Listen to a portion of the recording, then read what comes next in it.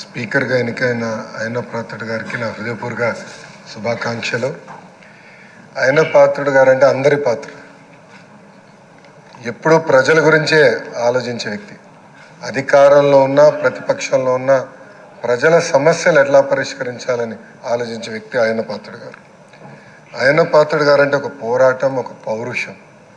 ఇప్పుడే పవనన్న అన్నట్టు క్షణికావేశం కూడా ఉండేది, ఇప్పుడు ఇంకా అవకాశం లేకుండా పోయింది. 1983లో విశ్వవిఖ్యాత నడసార్వభౌమ స్వర్గీయ నందమూరి తారక రామారావు గారు ఆనాడు తెలుగుదేశం పార్టీని స్థాపించినప్పుడు 25 సంవత్సరాల వయసులో మీరు ఆనాడు పోటీ చేశారు, ఎమ్మెల్యే అయ్యారు. ఆనాడు భారతదేశంలోనే సెకండ్ యంగెస్ట్ ఎమ్మెల్యేగా అయ్యన్న పాత్రుడు గారు నిలబడ్డారు. 25 సంవత్సరాల వయసులో మీరు మంత్రిగా కూడా అయ్యారు. 7 సార్లు శాసనసభ్యుడిగా, ఒకసారి ఎంపీగా కూడా మీరు ఉన్నారు. 7 సార్లు ఒకే నియోజకవర్గం, నర్సీపట్నం నియోజకవర్గం ఏ అదృష్టం చేసుకుందో నాకు తెలియదు, కానీ 7 సార్లు కూడా నర్సీపట్నం నియోజకవర్గం ఎమ్మెల్యేగా మీరు నిలబడ్డారు.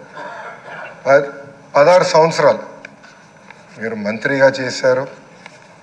చూస్తే టెక్నికల్ ఎడ్యుకేషన్ కానీ 3 సార్లు R&B, forest, environment, science and technology, Panchayati Raj గ్రామీణాభివృద్ధి శాఖ మంత్రిగా కూడా మీరు చేశారు. ఈ హౌస్లో ఎవరికి పక్కన ఒక అదృష్టం నాకు దక్కింది. మీ తర్వాత పంచాయతీరాజ్ గ్రామీణాభివృద్ధి శాఖ మంత్రి ఏదో అవకాశం నాకు దక్కింది. ఆనాడు మీరు ప్రారంభించిన పనులని పూర్తి చేసే అవకాశం నాకు ఇచ్చారు. మీ నాయకత్వంలో 25,000 కిలోమీటర్లు సీసీ రోడ్ వేసాం, ప్రహరీ గోడలు కట్టాం, పంచాయతీ భవనాలు కట్టాం. గ్రామాలు కూడా ఆనాడు యుద్ధ ప్రాతిపదికంగా తాగునీటి పథకాలు కూడా కలిసి ఏర్పాటు చేశారు. అంతేకాకుండా నాకు ఎప్పుడు సలహాలు కావాలన్నా, సూచనలు కావాలని మీకు ఫోన్ చేసేవాడిని, మిమ్మల్ని అడిగి తెలుసుకునేవాడిని.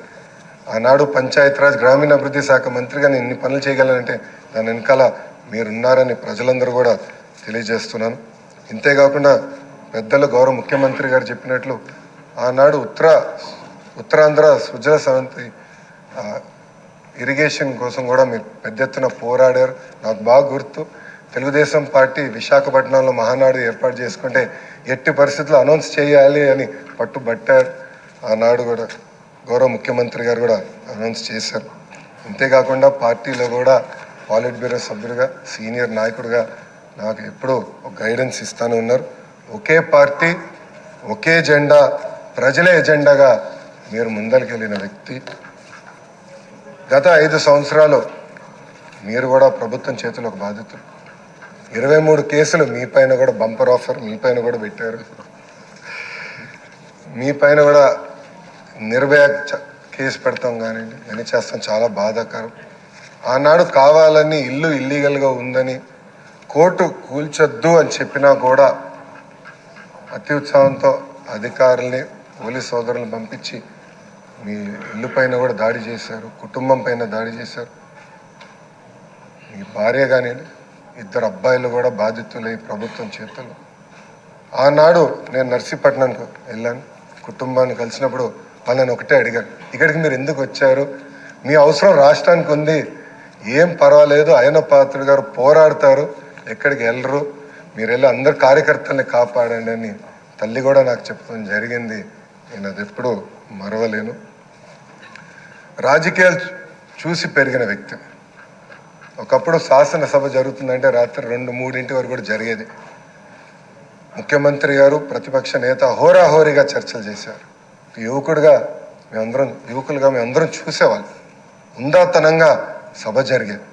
ఎవరన్నా స్పీడ్గా మాట్లాడినా 2వ రోజు సభకొచ్చి కొంచెం స్పీడ్గా మాట్లాడడం, క్షమించండి అని కూడా కోరిన రోజులు అందరం చూసాం.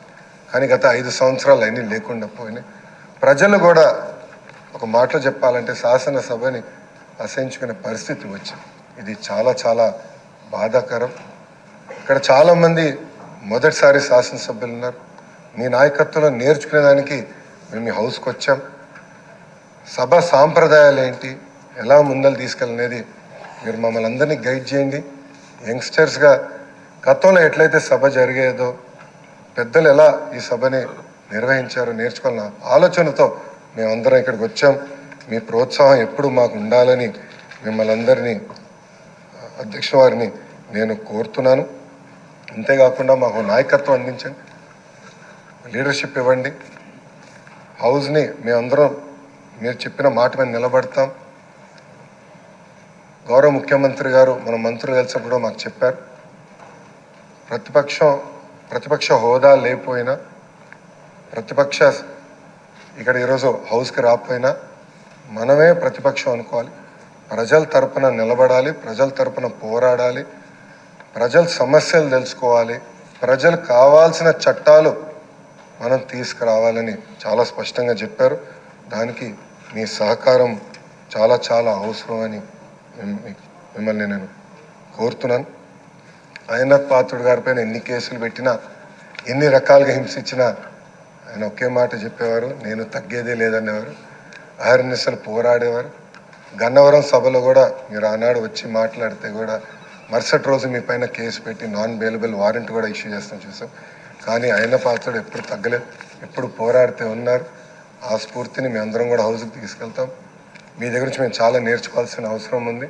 సో మా లాంటి యువకుల్ని ఈ హౌస్లో మీరు గైడ్ చేయాలని ఈ సభాముఖంగా కోరుకుంటూ నాకే అవకాశం ఇచ్చిన మీకు నా హృదయపూర్వక నమస్కారం.